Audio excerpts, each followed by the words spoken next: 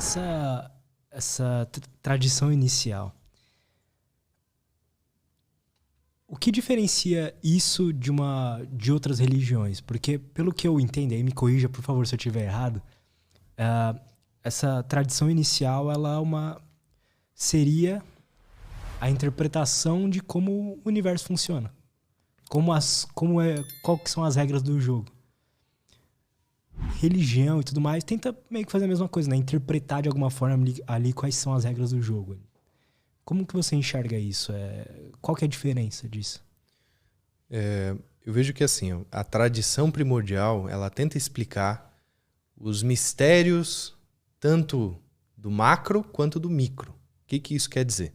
O macrocosmos é esse universo, vamos dizer assim, né? Que a gente, agora com o telescópio, por exemplo, James Webb, a gente está tendo algumas visões, né, mais palpáveis assim, do tamanho disso daí, mas a gente não chegou nem perto de saber o que é a essência de tudo, né? E essas vertentes que vêm da tradição primordial, elas tentam olhar, né, para essa natureza macrocósmica para entender, e para o microcosmo também. O que é o microcosmos? Somos nós. Né? Nós, enquanto seres humanos, nós somos um refinado, vamos dizer assim, a gota essencial dessa natureza que, ao longo das eras, foi se refinando. E hoje em dia, né, quem que é, por exemplo, o animal que está no topo dessa cadeia evolutiva é o ser humano aqui na Terra. Né? Então, nós somos essa evolução. E a natureza, segundo o próprio Platão, né, que ele tinha uma ideia muito genial sobre essa ideia da natureza em si. Né? Ele dizia que tinha um mundo das ideias. Então, existe lá o mundo das ideias, o mundo arquetípico, o mundo das formas perfeitas. Esse mundo ele é copiado, ou a natureza tenta copiar esse mundo para se formar. Então, a natureza, aí entra planetas, galáxias, universos, entra uma árvore, entra uma floresta, entra os habitantes, né, os animais e tudo mais. Então, a natureza tenta copiar esse mundo perfeito, sabe? Só que ela não consegue. Por isso, existe evolução. Evolução pressupõe imperfeição, mas pressupõe também a vontade de buscar a perfeição. É por isso que existe a evolução das coisas. Então, nós, enquanto criaturas, né, nós somos de dupla natureza. Então, nós somos mortais e imortais.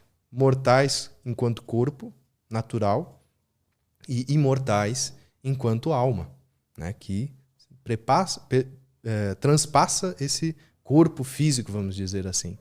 Então, Platão ele já trazia essas ideias, né, muito profundamente ali no seu período, né, como filósofo.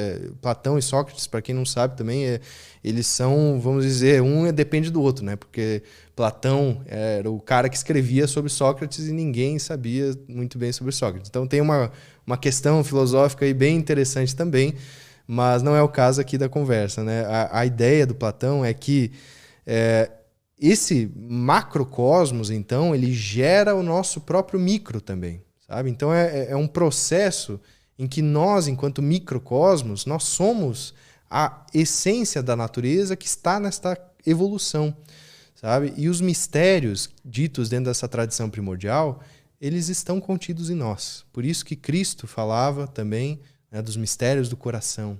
Né? O Cristo, Jesus Nazareno, que virou Cristo depois da ressurreição, era um exímio alquimista.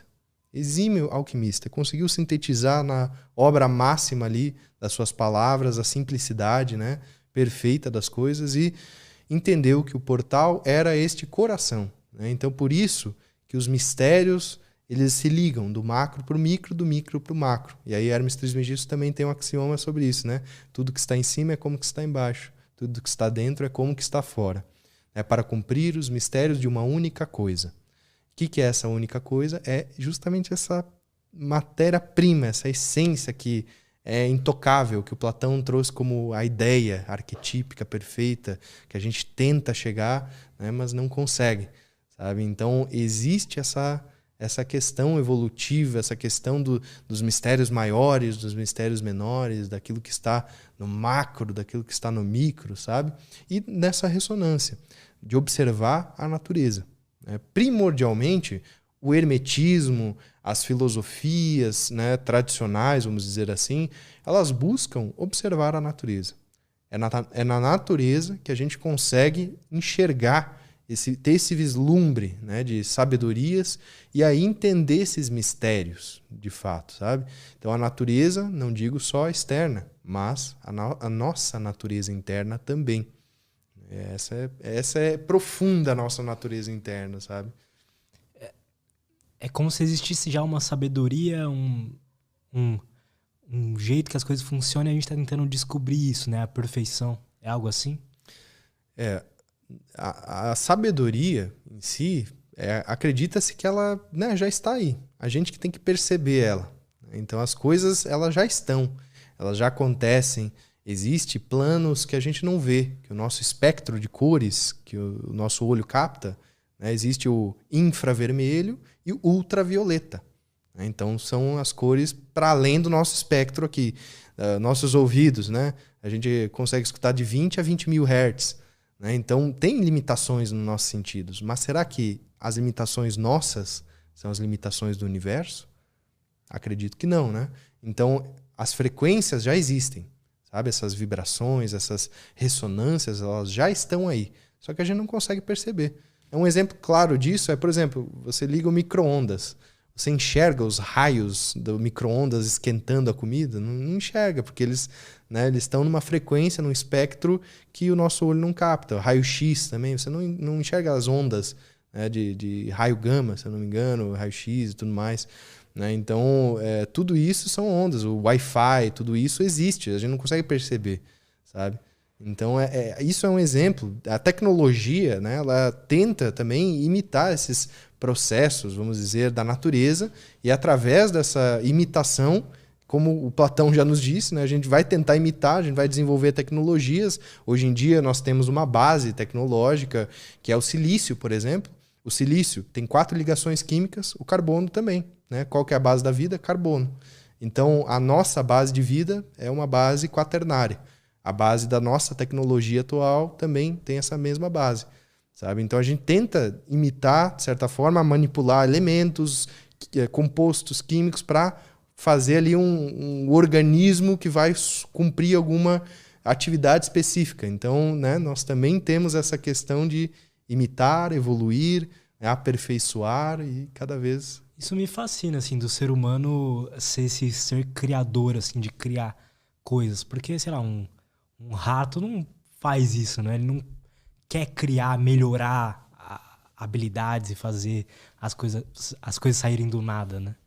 Isso é interessante, e aí entra naquilo que eu tinha falado antes, que a gente tem dupla natureza, uma natureza mortal e uma imortal. Né? E aí entra um pouco dessa ideia de que, cara, que animal que vai fazer alguma coisa sem uma recompensa imediata?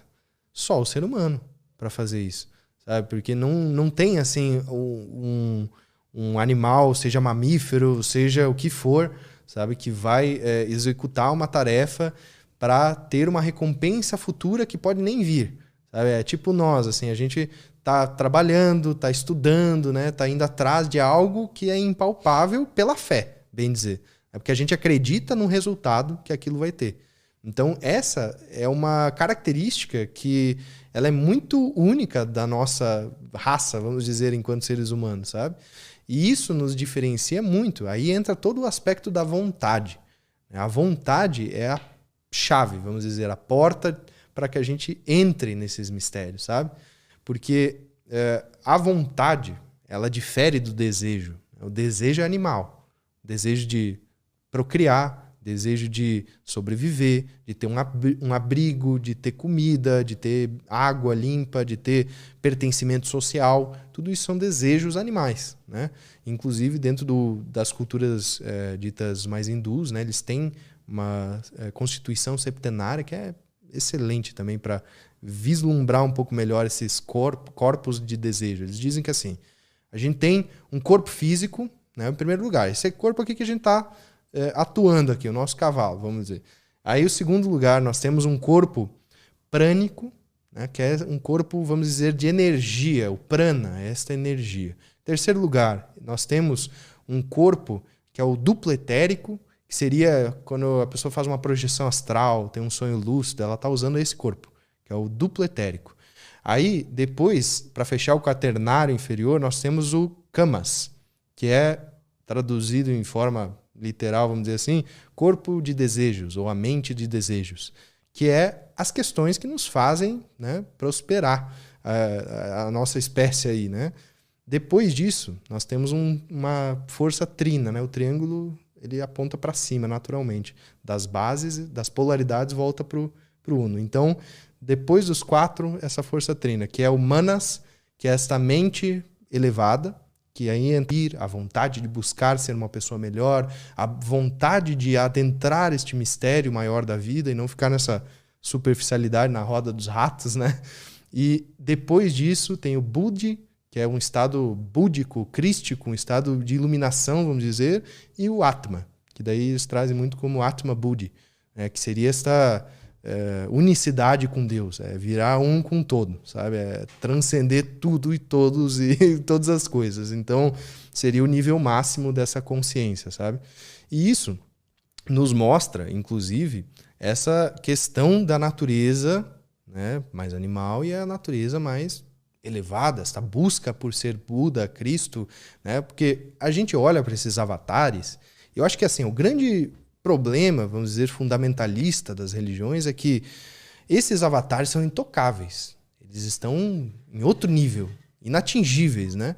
Só que, cara, o que eu vejo de tudo isso é que eles deixaram pegadas para que a gente pudesse também se inspirar neles, tentar, né? Tentar chegar perto, tentar usar o bom exemplo, as boas virtudes, né? A prática da benevolência, da caridade, trazida muito por Jesus, né? E entrar nesse estado também, sabe? É como um caminho, realmente, para a ascensão. Então eu vejo muito isso.